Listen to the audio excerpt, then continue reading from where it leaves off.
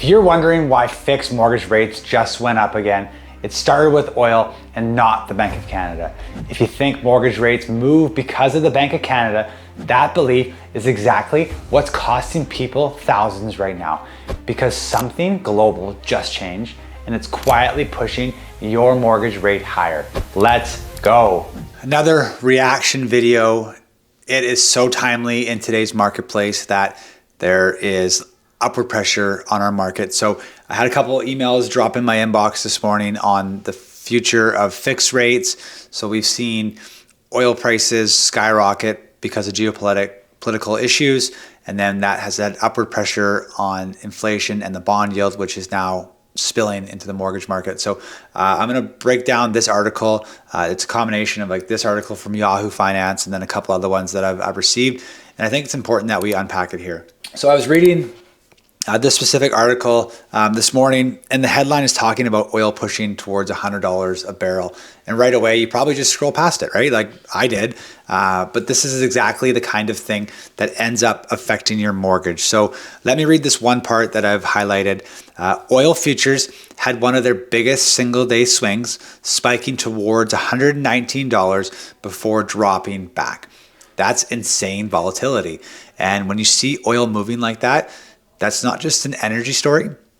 It spills into inflation. And we've heard about inflation for the past 3 to 5 years here. And it's getting tiresome, but it's something we have to keep on top of. And this is where like we start connecting the dots, because oil moving like this will put pressure on inflation. And inflation is what the bond market is watching. And the bond market is what drives fixed mortgage rates, what you and I are concerned with. So I kept reading. They're talking about supply disruptions, tension in the Middle East, and risks around the Strait of Hormuz. All of that creates some uncertainty around oil supply. And when supply gets threatened, prices go up inevitably. So here's the part that actually matters for a mortgage holder here in Canada. When oil goes up, everything gets expensive. Shipping goes up, food goes up, business costs go up. So inflation doesn't even have to spike yet. It just has to look like it might. And that's enough. And the bond investors will react fast. They don't wait. They price in that risk immediately. So yields start moving. And when the yields move, fixed mortgage rates follow. And that's exactly what we're starting to see right now. Let me highlight another part here. They're saying oil surged again and could be the largest supply disruption in the global oil market. That's a bold fucking statement.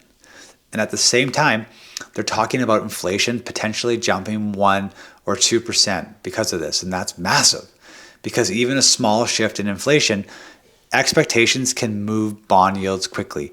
And when that happens, we're seeing Canadian banks react and respond. And that's what we've seen. We saw a couple monoline lenders last week increase their rates. We saw one of the first big banks to increase their rates last night at midnight. And then others are going to follow suit probably this week. And that's why you're seeing this upward pressure on fixed rates right now. It's not random. It's not because of timing.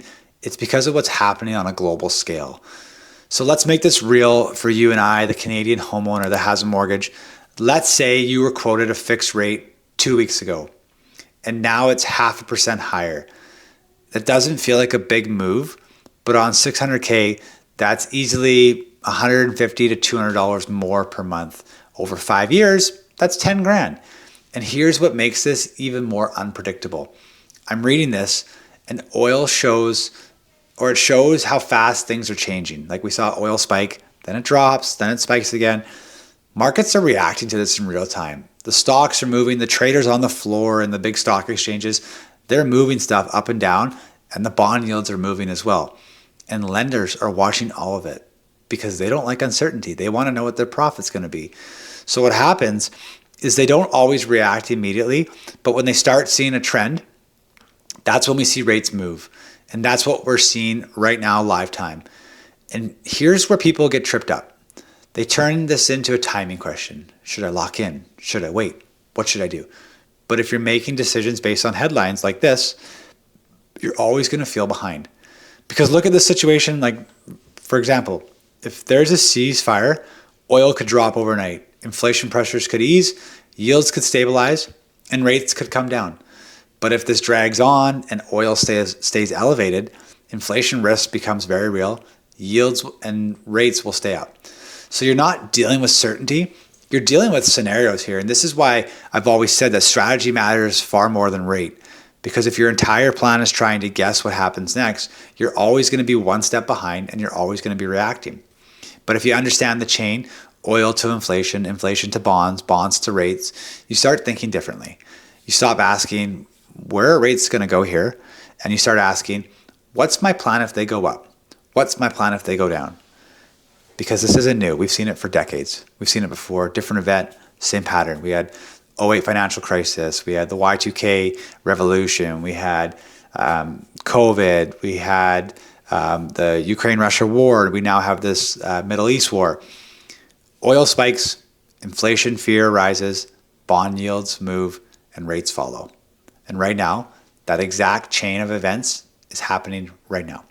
So if you're watching rates and feeling confused, this is the missing piece. It's not random. It's not luck. It's not timing. It's a system. And once you understand that, you stop guessing and start making decisions with a plan behind it. Because like all this shit aside, you don't have a mortgage problem. Most Canadians have a strategy problem. So that's me unpacking this and a couple other articles. It's changing daily. By the time you're watching this, we could be knee deep in a war, or we could be completely out of it and we could be seeing rates come down. Like no one knows. That's why it's so important to lead with strategy and not focus on rate. Okay. When you're done checking this one out, go see last week's video where I break down what you need to know about renewing your mortgage in 2026. See you there.